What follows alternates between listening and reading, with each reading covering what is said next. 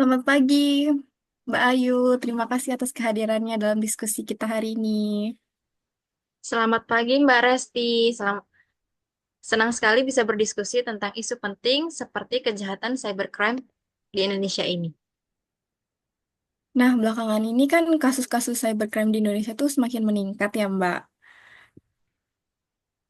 Betul sekali Mbak Resti, mulai dari penipuan online, peretasan data, hingga penyebaran malware, semuanya menjadi ancaman nyata. Bahkan sektor keuangan dan pemerintahan juga nggak luput dari serangan cyber.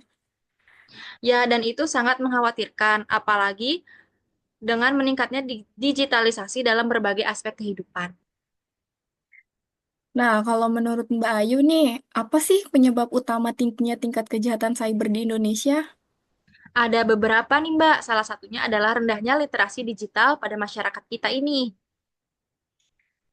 Kalau itu saya setuju. Terus juga banyak banyak masyarakat yang belum paham bagaimana menjaga keamanan data pribadi mereka di dunia digital ya, Mbak. Betul Mbak Lesti, selain itu pelaku kejahatan cyber juga semakin canggih nih dan cepat beradaptasi dengan teknologi terbaru. Nah, menurut Mbak, apakah hukum di Indonesia ini udah cukup kuat untuk menangani hal ini ya?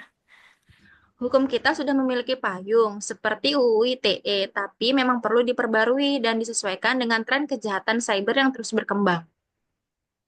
Jadi perlu ada pembaruan regulasi ya, Mbak?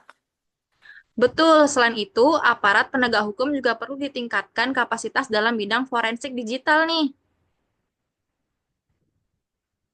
Hmm, berarti agar mereka mampu menelusuri dan membongkar kejahatan di dunia maya secara efektif ya?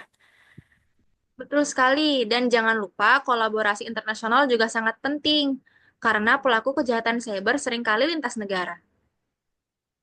Terus menurut Mbak Ayu, apakah pemerintah sudah memiliki strategi nasional untuk menghadapi cybercrime?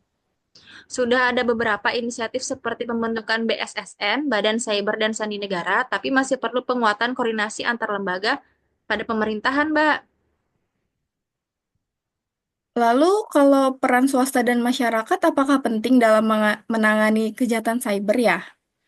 Betul, sangat penting karena di dunia usaha harus menjaga keamanan sistem mereka dan masyarakat perlu lebih bijak dalam penggunaan internet sehari-hari. Berarti literasi digital juga tampaknya menjadi fondasi yang harus dibangun dari awal ya, Mbak? Tepat sekali Mbak Resti, pendidikan mengenai keamanan digital harus masuk ke kurikulum sejak dini. Lalu, menurut Mbak Ayu lagi nih, adakah solusi konkret jangka pendek yang bisa dilakukan saat ini juga?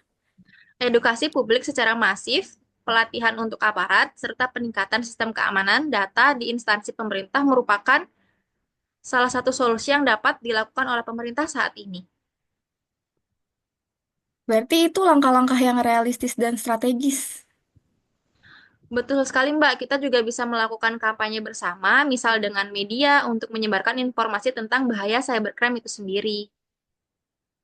Wah, semoga dengan kerjasama yang baik antara pemerintah, sektor sektor swasta, dan masyarakat, kejahatan cyber di Indonesia ini bisa ditekan ya, Mbak Ayu. Amin. Masyarakat digital Indonesia harus dilindungi dan diberdayakan agar kita tidak menjadi korban dari perkembangan teknologi itu sendiri.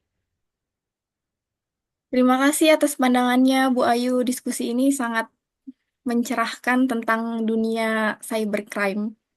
Sama-sama Mbak Resti, semoga kita semua semakin waspada dan proaktif dalam menghadapi tantangan cyber ke depannya.